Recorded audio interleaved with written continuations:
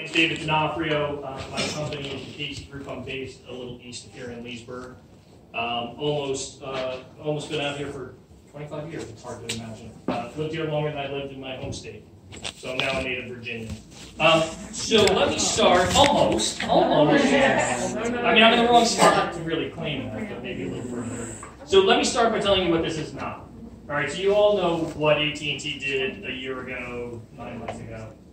This is not a data center. This is not a new building on the top of the mountain. This is not any bait and switch effort that I know a lot of you felt that way.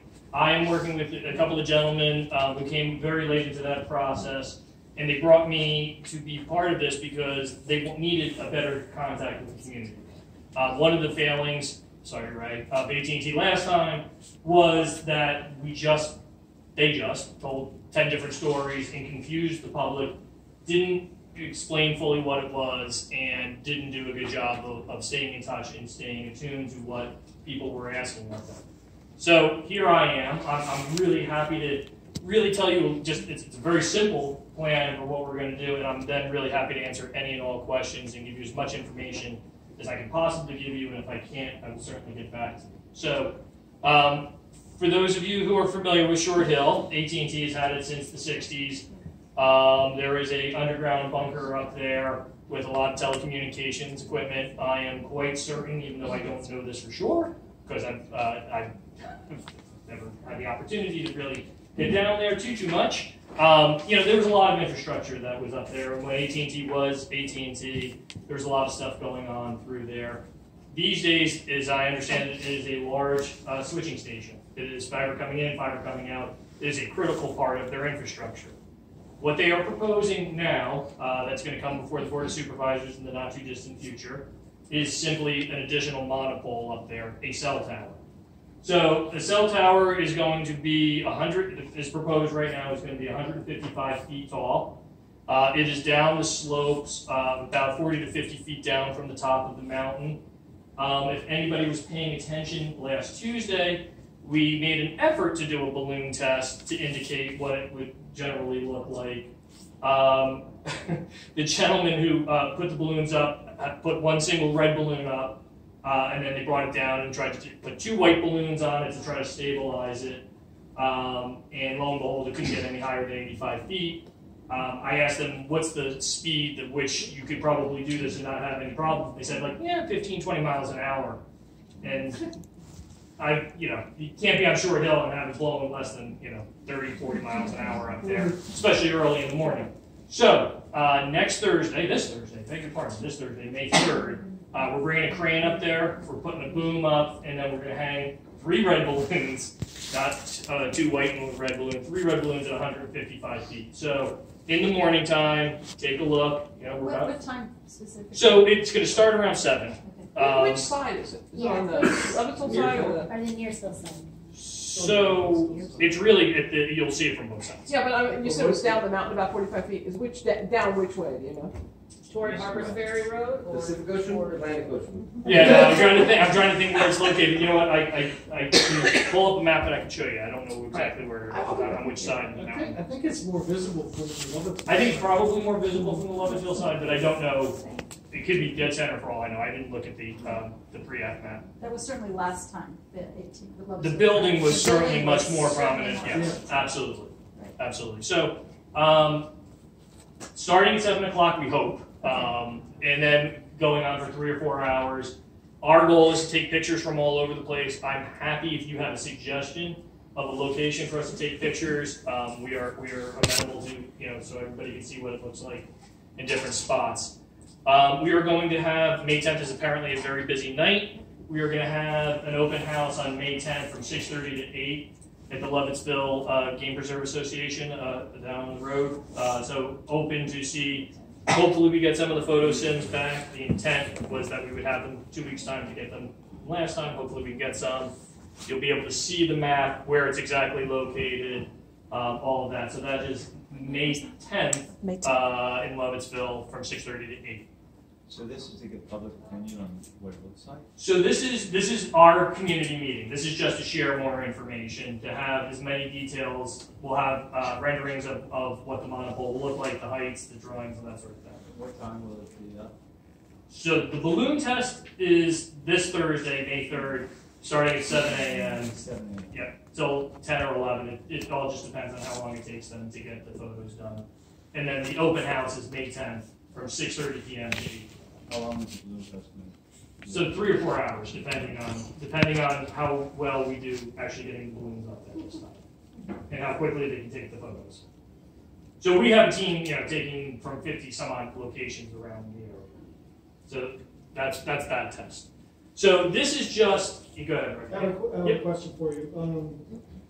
I just happened to be up at Terry's place picking up some catering stuff, which is right near the location that the AT&T site is, and I noticed there are a series of towers just northeast of where the electrical lines go through. Mm-hmm. How similar will it look to that? Not a bit. Not a bit. The one to the north is American Towers. It's a big H tower. This will be literally a monopole. It'll be one pole with the arrays up at the top. So there's another pole that is on the mountain that way. Right.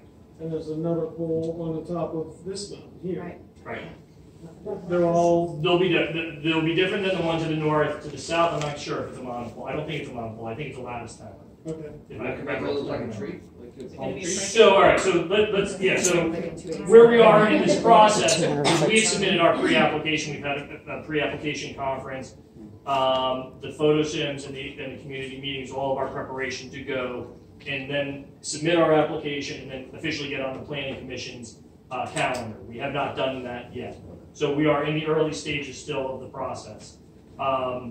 If I were a betting man, I'd say the planning commission in June or July. That could always slide to September. There will be a public hearing. That will be when everybody will come to the government center in Leesburg and give their 2 cents. The planning commission will make a decision. The communications commission will no doubt be involved in this process. I'm not exactly sure where in all of this. I know you guys have some good representatives. And Tim Dennis out here and the Blue Ridge area. And then if we get through all of that, then we go before the Board of Supervisors, where we'll have another public hearing for everybody to come out and talk about it. So we are open to camouflage. We didn't want to go into this saying it's going to be a tree, it's going to be blue, it's going to be brown, it's going to be pink polka dots. We just didn't want to. I think blue, right? We didn't want to prescribe what we thought was the best, so we were open to that conversation. One of the things that, first of all, I'm really happy you're here. Thank you. Because the last process was dreadful. Yeah. For anybody. That's kind. That was kind. Yeah. And there was no public outreach, so really, this is so much improved.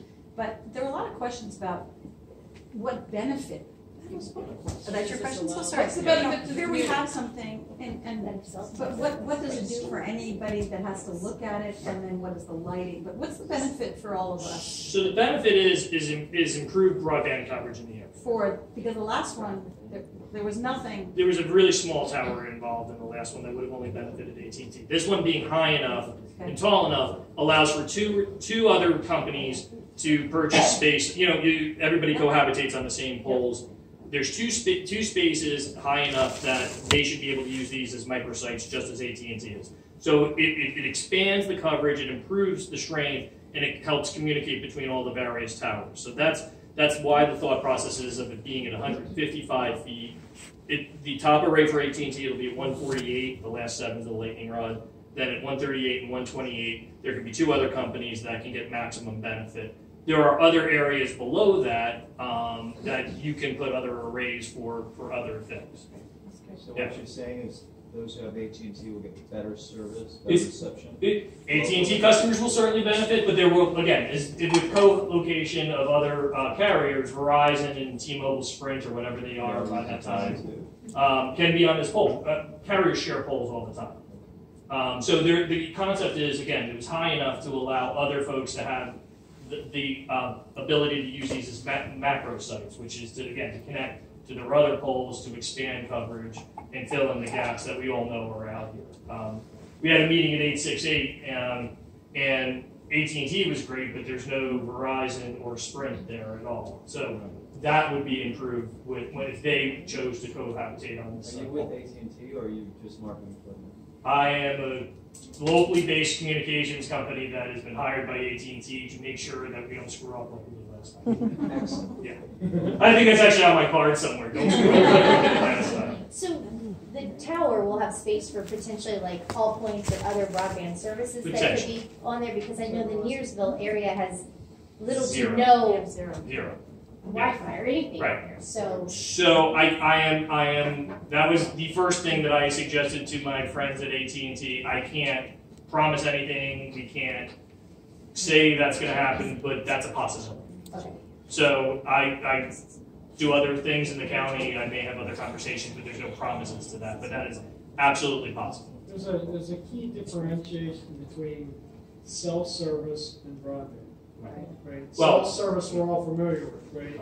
Broadband here, is an interesting topic because the thought that a company is going to